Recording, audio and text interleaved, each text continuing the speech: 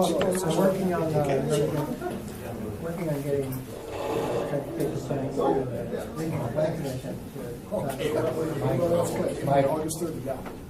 We're going to start. Oh yeah, I just wanted to. Al's my representative, so I had to give him some neighborhood information. I understand. Okay, good evening, everyone. Calling the meeting to order, and the first item on the agenda is public comment for any item not on the agenda. Is anyone here for anything that's not on the agenda? Okay, seeing none. Before we continue, I'll make introductions of the committee members and staff. We have Jerry Bullock, Supervisor Jerry Bullock, Supervisor Dennis O'Loughlin, Supervisor Al Matano. We also have the youth governance members, Sam Fisher and Aomi Obuse, and I'm the chair, Mary Kolar. Staff here tonight, we have the Director of Planning and Development, Todd Violante, the Zoning Administrator, Roger Lane, and the Assistant Zoning Administrator, Dan Everson. Is Brian here? I don't see Brian. Is he come later? Yeah, okay, great. Okay. This is a ZLR committee work meeting. Public hearings have been held at previous meetings for the items listed on the agenda. The committee will not be taking public testimony on these agenda items. However, committee members may call upon persons to speak on an agenda item if there are any questions or concerns. When a petition is called, county staff will update the committee on the status of the petition. The committee members may have concerns or questions. After discussion, and decision may be rendered. If a zoning petition is acted upon, it will be placed upon the next county board meeting for action, which is August 17th. If a conditional use permit is acted upon, it is the county's final action on the matter. The next ZLR committee meeting will be held on August 22nd. Okay, first we have to address consideration of minutes of the July 25th ZLR committee meeting. I move approval. We have a Second? we have a motion and a second to approve the minutes. Any discussion? Seeing none, all those in favor say aye. Aye. And the minutes are approved. Next is zoning rezone petition 11,166, Screamin' Norwegian Farms LLC. This petition was postponed at the July 25th Zoning and Land Regulation Committee. It was postponed due to allow the applicant time to identify the origin of the residential density unit. The original Nellie Scar Farm was selected. It's located in section 35. The original farm consists of 39.7 acres. It only has one housing density right remaining. If approved, it will exhaust the housing density rights in the farm. Staff is suggesting that the sending farm, or the Nellie Scar Farm, be prohibited from further residential development on the A1 exclusive agricultural zone land. And Tim Thorson is here if anyone has any questions. I have a question. Is the petitioner in agreement with the deed restriction? Yep. Thank you. Yes. I'll make a motion to approve with the deed restriction. Second. So we have a motion and a second to approve with the deed restriction. Further discussion? Seeing none, all those in favor say aye. Aye. And anyone opposed? It's approved. Next is rezone petition 11,168, Act Trust in the town of Primrose. This petition was postponed at the July 25th Zoning and Land Regulation Committee meeting due to no town action and concerns regarding stormwater and traffic. Since that time, the town of Primrose has sent in the town action report. They approved it with no conditions. We did take a look at the stormwater. It is going to be, it's fairly low density in that area. Stormwater is going to be collected along the swale of the road, and it will not have an impact on the lot on the corner of Liberty Street and Highway D. We also took a look at traffic. There is 4 houses being constructed on this public street. That generates approximately 40 vehicle trips a day. It's which has very minimal impact on the neighborhood. Move approval. Second. We have a motion and a second to approve. One item is that staff is, since this, the housing density rights will be exhausted, we suggest deed restricting the remaining A1 exclusive property. I'll withdraw my approval. Withdraw your second, then I'll make a motion. Sure. Okay, I'll approve with the Deed restriction. Second. So we have a motion and a second to approve with the deed restriction, and William Hack is here. Did you have any questions for us? Okay. Any further discussion? Seeing none, all those in favor say aye. Aye. Anyone opposed? And it's approved. Next is plats and certified survey maps versus Wellington Trace in the town of Bristol. Yeah, this was postponed at the last meeting due to, or to allow for the town to take up the preliminary plat and address their concerns with specifically the high water tables throughout the area. This plat consists of 33 lots, a little over 40 acres. Current zoning district is A1 agricultural. I'm just going to run down through the conditions that I drafted 2 weeks ago. Pam Andrews has looked at the comprehensive plan. Everything's in order on that end. Fees will be paid to the town in lieu of dedication of parkland. Dane County Surveyor Dan Frick has looked at the proposed road names. Everything's good there. And then the rest of the conditions are, for the most part, standard. Town of Bristol approval certificate has to be satisfied. The City of Sun Prairie has waived their extraterritorial authority within this area, and then compliance with erosion control and stormwater. And then the last one that was added to this preliminary plat was all basement foundations shall be at least 2 feet above the highest groundwater elevation. In your packet, at the last time I went through this, there are elevations shown on the plat anywhere from 2 feet to 4.3 feet. And that's measured to the water table, to the bottom of the footing. And from what I understand, there's going to be at least another 12 inches from there to the bottom of the basement floor. So you're looking at anywhere from 3 feet to 5.3 feet. In addition, last week I did go out to the town of Bristol with Jeremy Belusic to answer any questions. And the developer, the engineer, and the attorney working with the town drafted a whole host of conditions that will meet their needs. And just to identify the issue with the water table, the plat shall identify the minimum elevation at which the bottom of the basement of each home should be located, which shall be at least 3 feet above the measured elevation of groundwater. So this is one of the town's conditions. Specifically needs to be noted on the final plat before it can be recorded. And then last but not least, Jeremy Belusic did provide just a real short little cursory review of the proposed stormwater management plan for Wellington Trace. Conceptually, it appears that the plan will be adequate to meet Chapter 14 requirements. So, and Supervisor Butler. Is the petitioner here, or a representative? right, yep. I'm just curious to know if you're in agreement with all the conditions. Yes. Okay. And we booked everything out with the town too, so Okay, we're fine. great. Then I'll make a motion to approve this with the town and staff conditions. Second. So we have a motion and a second to approve with town and staff conditions. Any further discussion? Seeing none, all those in favor say aye. Aye. Anyone opposed? It's approved. Thanks a lot. You're welcome. Next is Cherrywood Ridge.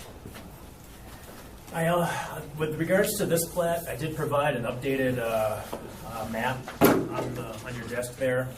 There was just a real slight modification or change to the street alignment of Hardwood Court. Cherrywood Ridge, preliminary plat, Town of Middleton, sections 29 and 30. This consists of 23 residential lots and 5 outlots, a little over 32 acres. just like the last one, the current zoning district is A1, agricultural. Kurt Kodal has looked at the comprehensive plan. Everything is A-OK on that end. There is a note on the plat that says all outlots are proposed as dedicated to the public, either for stormwater management or recreational purposes. Outlot 5, condition number 4 that I've got says outlot 5 does not meet the minimum frontage along a public road. That actually is to be deleted. So since they have the realignment of this cul-de-sac hardwood court, outlot 5 has now additional road frontage. So there's no waiver or variance needed for that. There's plenty of distance there. So condition number 4 is irrelevant. And then the other conditions are standard. There was a review that was done by the Land and Water Resources Office, and one of their engineers provided a comment that a stormwater permit is required and new development standards must be met. So, that's it for that one. I'll make a motion to approve with the conditions. Second? So we have a motion and a second to give conditional approval. All those, further discussion? Seeing none, all those in favor say aye. Aye. Anyone opposed? And it's approved. And last but not least is a final plat that was sent over by the Department of Administration in the city of Sun Prairie. This consists of 7 lots, 7/10 of an acre. This is basically more or less a replat of a few lots. There's no parkland being shown. Parkways, you have O'Keefe Avenue. Major highways, you have the US 151 corridor that's to the north. And then there's drainage arrows that are shown on the plat. Schools are established. In fact, there's an elementary school just a couple blocks down O'Keefe Avenue. So this is before you for a certification of non-objection. I'll move certification of non-objection. I'll second. We have a motion and a second to certify non-objection. Any discussion? Seeing none, all those in favor say aye. Aye. Anyone opposed? It's approved. Certified non-objection. Next is the comprehensive revision to the Dane County zoning ordinance. Sure. I don't know if you've met Brian Standing. So Brian Standing's also on. Hi, I'm work for the planning department. You have the website. And I don't know if you're familiar that where our comprehensive zoning regulation is being revised. Supervisor Laughlin is the chair of the subcommittee that's been working for a year. Is it? Just about. Feels like 2 years? Feels like. And Brian Standing's been the staff member that's been doing all the groundwork and keeping the process going. Yeah, so I just wanted to sort of bring people up to date a little bit of sort of where we are since the last time we spoke. We have released a public review draft, which is available on the website. I think I can get copies to the youth and government folks. I know we got copies, I think, to the ZLR members. I'll make sure that we get some for you of printed copies. These were also sent out to all of the town clerks. And we ask that they share them and schedule time to review them with their town plan commission. We've got a couple meetings coming up that may be of particular interest. So on August 21st, the subcommittee is meeting again to go over our proposed public outreach strategy to all of the landowners in the county. Our intention is to send them a postcard indicating that the ordinance is being changed and where to go to find out more information, including what their proposed zoning might be under the new zoning, and then the process going forward from there. Then on August 28th, at the Before they go there, yeah. that meeting on the 21st, as we talked about, we want that to be a positive, non-threatening indication that we're changing this to come into the 21st century. That's what we talked about. So that it isn't something that I don't want to see you and your staff get 250 phone calls 2 days later. If we get 250 phone calls and we can answer those questions and people go away happy, I think that's fine. I mean, part of what we're going to be saying, asking people, but you're right. The intention is to be friendly, to explain, that what we're intending, the changes that we'll make will accommodate all existing uses. Right. We're not going to try and make, anything that people are doing on the ground right now Right. illegal. And in fact, in many cases, one of the things I've been working on the last couple of weeks is getting the draft zoning maps done.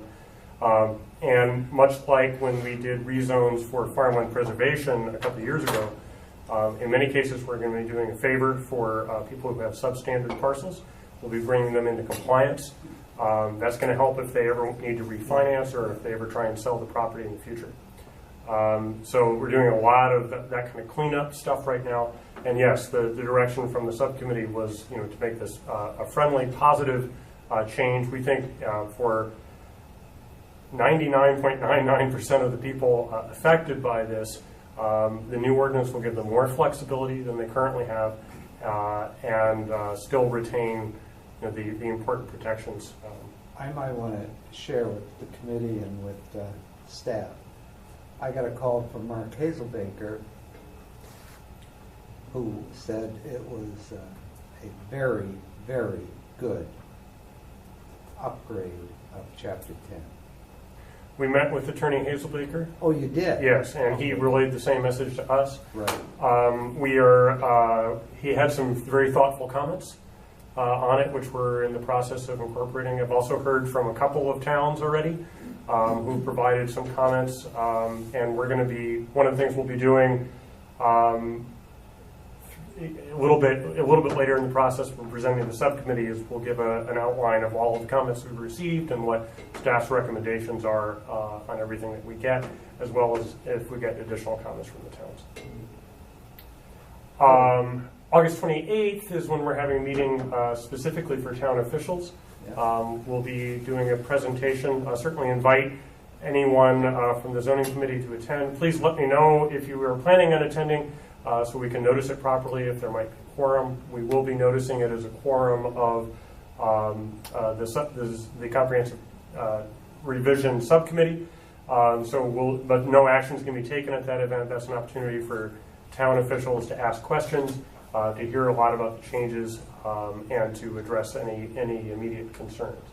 But certainly if ZLR committees want to go, I would just ask that you let me know if you're attending, so if we can notice it if there's a quorum there. We're still hoping to get a recommendation to this body by September. I think we're on track for that at this point. And then from there, it will be this committee's discretion about how and where to move forward with the rest of the adoption process.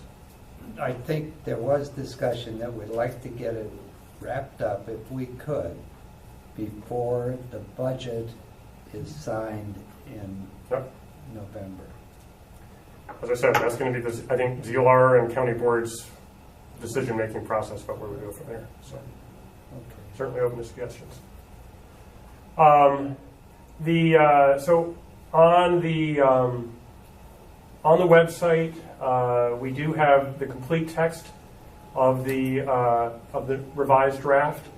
There are areas, so certainly feel free to look this over. If there's questions about any of this, feel free to contact me. I'd be happy to answer anything I can. If there's comments or suggestions, certainly welcome them. We've highlighted items where there's new changes, significant changes. Also, if you're familiar with PDF, this is pretty extensively bookmarked, so it's fairly easy to, it should be fairly easy to navigate. And certainly if there are any questions, about any of this, please make sure to let me know. And in the meantime, also make sure to please share this, that this is out there with your constituents. And because we're looking to get as much feedback on this as we possibly can from a variety of sources.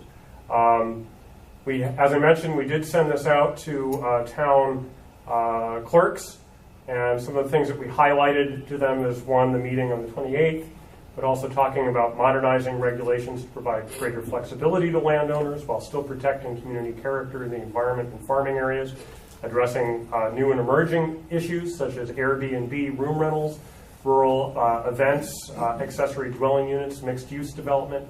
And then we're also, we believe this document is much simpler and easier to use than the previous zoning ordinance, grouping similar land uses and zoning districts together into categories of similar impacts, and providing better tools to help towns implement their comprehensive plans. I mentioned I'm currently in the process of putting the zoning maps together, and I think I can give you a look at that. I can get to.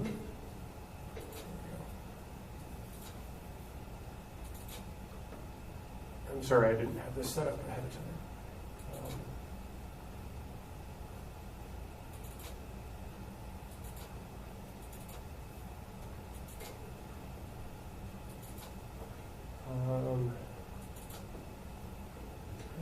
It's not reproducing all that well here, but we do have, I've got just completed today most of the zoning maps for the towns.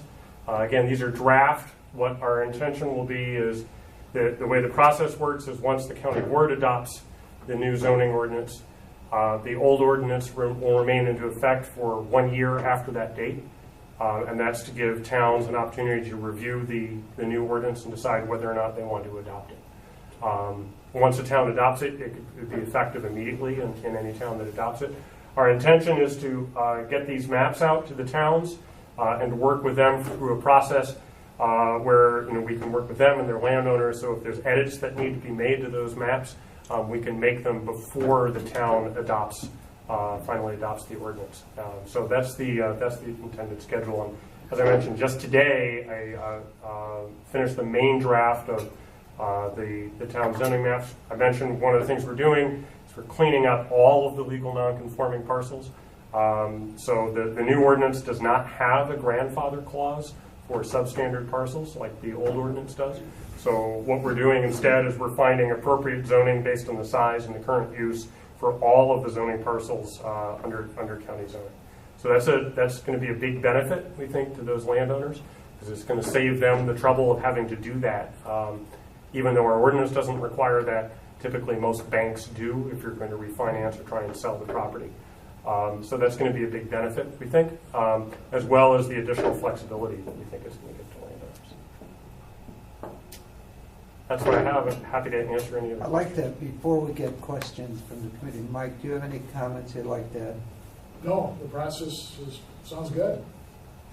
Okay, thank you, Mike.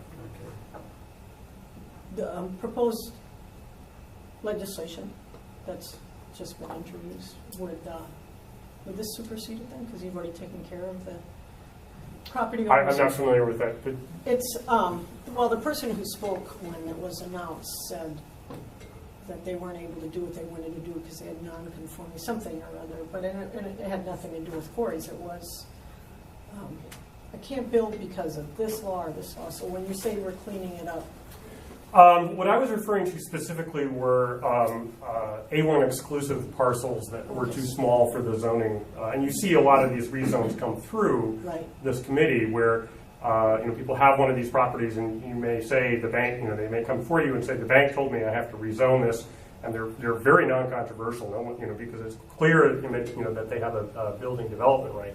What we're doing here is we're cleaning that. I think what you're referring to is probably related to non-conforming structures or non-conforming uses. And these are structures or uses that were established before the zoning ordinance was in effect. has anyone else taken a look at the proposed legislation? Is that the property owner bill of rights? Right. Yeah, that might be more specific to the shoreline stuff, though. No, No? I don't think so. Are you following it, Mike? The proposed legislation, Jarko and Tiffany? I've read some stories on it, but I haven't examined it very closely. And I haven't seen it since it was announced, so I don't know how much. I remember seeing it across my desk, and I remember skimming it, and my reaction to it, quite honestly, was I didn't think that there was a lot in there that would directly affect this effort or our general zoning. I need to look at it towards. Just as an example with what Brian is referring to, I'm working with a client or a landowner in Dunkirk right now who has 10 acres, who has substantially removed a good portion of his home just because it's old, it's deteriorating. It's 10 acres, it's zone A1 exclusive. it's described by a meets and bounds parcel, or described, that's the way it's conveyed. And so the question is when was that parcel legally created? And so he's going through this parcel status determination where I provide some title work, title history through the Register of Deeds to determine when that 10 acres became or was created. And was it done prior to the adoption of county zoning, town adoption of A1 exclusive zoning? Did it come prior to the land division regulations for parcels less than 15 acres? So what Brian is talking about, all that goes away. So. Yeah. Now, in some cases, what will happen is if it's vacant currently, we'll be probably putting it in like an FP1 district, equivalent to A4. They may still have to do some of that work, but they would be going through a rezone process instead of a zoning permit process to do that. So if it's a vacant parcel that doesn't have a house on it right now, they may need to come in and ask for a rezone, but that's probably a better process to make those kinds of decisions because people can, there'll be information that's presented as part of that application. And meanwhile, any existing uses that are on that property now will be accommodated by the new zoning ordinance. So we're not out to make anything that anyone is doing right now illegal. The intention is to accommodate what's there and to still allow for changes to those as needed as they change. One of the things that I think is important about this ordinance is, I mentioned that flexibility. What the subcommittee really worked hard on trying to do was to create a sort of a ladder or a gradation of uses. So you might start out as a home occupation. We've expanded opportunities for limited family business as a conditional use into a wider variety of zoning districts. So maybe as your business, say you've started a home occupation in your home, it's permitted use, it gets a little bigger, maybe you apply for a conditional use permit for a limited family business, it gets bigger still, maybe there's an opportunity then to rezone that property to limited commercial, and then we've added some additional commercial and industrial zoning districts that are more specifically suited to particular kinds of uses. And our hope is that because our hope is that by making sure all of those uses in those districts are compatible, we can get away from the practice of deed restricting things to one particular use. And that towns and neighbors and this committee will all have some comfort that if we put something in, say, a general commercial district, that any of the uses that are allowed there are going to be pretty similar. And that you're not going to suddenly see something that's generating, a lot of truck traffic or noise or, vibrations. Basically, if it's in that district, you can be reasonably assured it's going to be a similar kind of use. So we think that's got a lot of advantages, both for, just sort of good land use practice, but also for making the ordinances, consistent and fair and understandable to the landowners. Roger.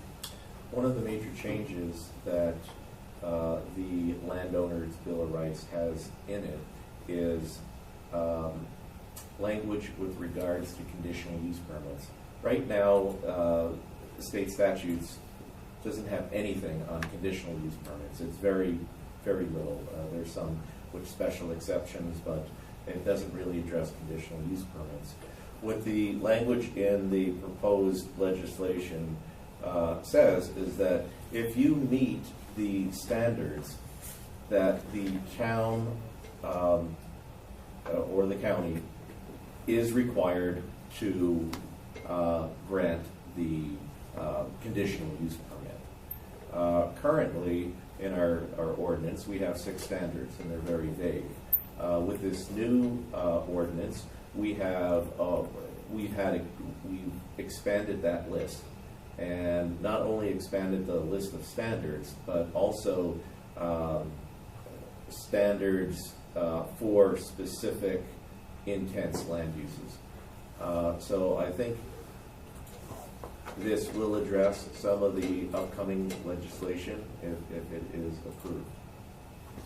We'll have a better handle on a conditional use permit because there's added information in this new ordinance. One of the things, and following up on that, one of the things the subcommittee spent a lot of time on was, and if you look through the ordinance, you'll see these are all uses that, that from experience and from surveys that we did with the towns, people identified as things that needed particular conditions. And when we surveyed the town plan commissions, one of the things they said is, these are kinds of things where we really need a lot of help. And if we're going to approve these, we want to make sure that we have conditions that appropriately address those impacts and that we do it consistently for all of these applications. So this is a list here under section 10.103. These are uses that that are all going to have very specific conditions associated with them. So that every time, for example, you see a salvage yard or a mineral extraction site or even a limited family business, there's a set of conditions there that are going to be standard for each of those. And I think it works to landowners' advantage too, because they know clearly what the requirements are ahead of time. There's not, there's going to be less surprises for them as they move through the process. And then neighbors and towns can be comfortable that those conditions will always be imposed. Consistently. Yes, consistently. And I think Raj is right that, particularly if the state is going to, make it the granting of a conditional use permit obligatory on the part of the county, it's very important that we have those conditions spelled out. Other questions? Well, I was just thinking, as you talked about conditional use permits, some of the most difficult decisions we've had are on some of the arguably least significant issues before us. And of course I'm thinking of Christie's Landing. And also a guy who was, I don't even remember what he was doing. It was on a cul-de-sac on County S, about a mile east of Mount Horeb, and the neighbors came in and you'd all but thinking he was proposing to slaughter their children. It was the motorcycles, wasn't it? Was it? Motorcycle repair. Yeah. Yeah. So hard cases make bad law, as it were. And we managed to plow through quarries, I think, more easily than volleyball courts sometimes. Well, and one of the reasons why quarries might be easier is because there's a very set, we've developed a very set practice of the types of conditions that are imposed, the type of communication that goes out ahead of time.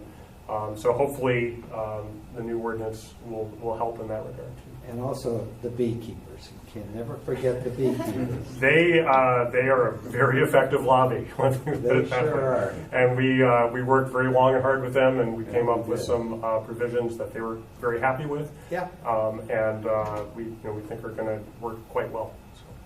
I agree. The issue with quarries in recent years seems to be blasting.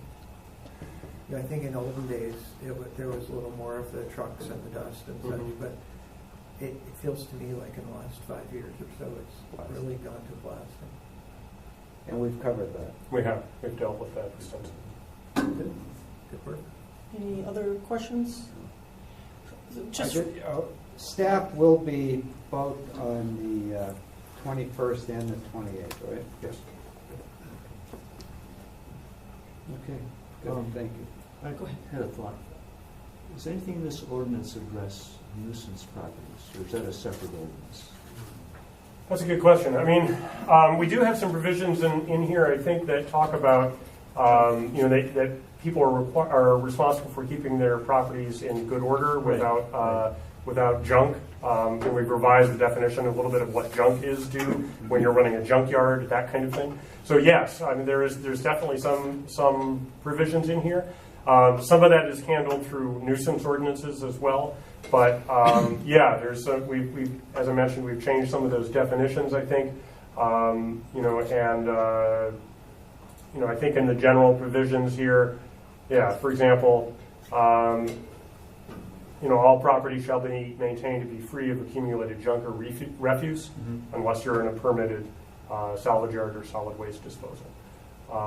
So we have tried to address that as far as we feel we can within the zoning ordinance. Is there a procedure then for fines or anything like that? Yep. The most of the administration and enforcement are pretty similar to the way they've been handled under the current ordinance. Okay. We do have a couple of changes, regarding, for example, making sure that zoning staff are complying with workplace safety rules while they're on a site. Most of the violation and penalty language is similar to the existing language. We did clean up the language a little bit, make it a little clearer. And then, one of the other things that I think is new in here is for zoning permits, for example. The ordinance will now prohibit the zoning administrator from issuing a zoning permit if there are other outstanding violations of county ordinance, or if there are delinquent real estate taxes. So that's another tool that can be used to make sure that a property is in good compliance before we approve something new on the site. Very good, thank you.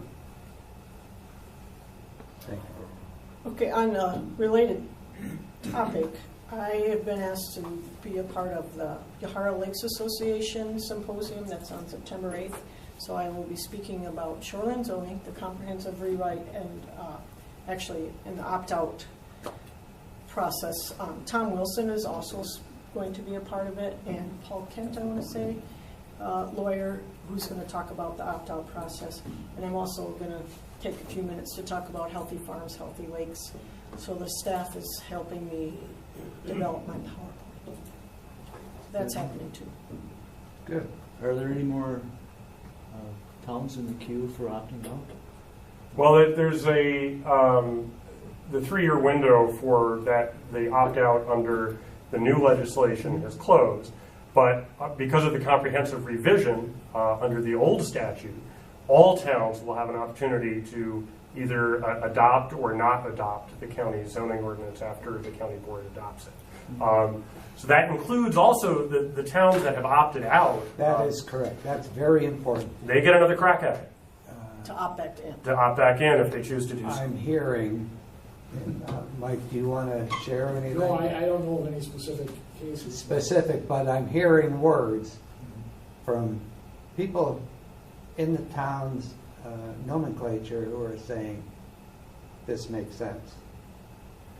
So yeah, I mean that basically this is the old statute that's been on the books for a long time. Towns will basically during that 1-year grace period will have basically 3 options. They can adopt their own town zoning ordinance with the approval of the county board. They can adopt the county zoning ordinance. And this is one that I don't think any towns are going to do. The third option would be to have no zoning at all. But we don't believe there's any towns in Dane County that are willing to go that route. So Brian, again, that starts once this is adopted by the board. That's correct. So once the ordinance is effective, it stays on the books. The old ordinance remains in effect for 1 year. And then at any time during that year or after, the towns can choose to adopt the new zoning ordinance. Or opt back in. Or opt back in. Yes. That'd be interesting to observe how that all shakes out. Yes, it will. Well, would adopting the new zoning ordinance be opting in by definition? Yes. Right. Yeah. But the 6 towns that have voted to opt out, if they choose to, they could choose to adopt the county zoning ordinance and opt back into county zoning. Yeah. But that would be one transaction, not two. That's Yeah. right. That's right. Yep. Good point. Very good point. Anything And else? then they could say, to the extent that they felt like they taught us a lesson by leaving, they could save face by saying that this was what they were wanting us to do. Looking for. That's exactly what I was Yeah. thinking. Right. I mean, Attorney Hazelbaker said that he was talking about recommending to the DCTA that for their joint town ordinance that they adopt our zoning ordinance rather than the model that they developed, which they're certainly free to do, and certainly there would be advantages to that in the terms of consistency and if there was a town that did opt back in to county zoning, at least there'd be some continuity there if the zoning ordinances are similar. But there's a lot of towns, when a petition comes up and it's your neighbor and you're on the town board, and it's controversial, you would sure as hell hope it was Dane County making that decision and not the town. Right. Anything I've else? seen that happen so many times. No other business? I'll move on. Second. We have a motion and a second to adjourn. All in favor, say aye. Aye. And we're adjourned. Good job, Brian. Thank you for your time. Thank you. Wait, Brian.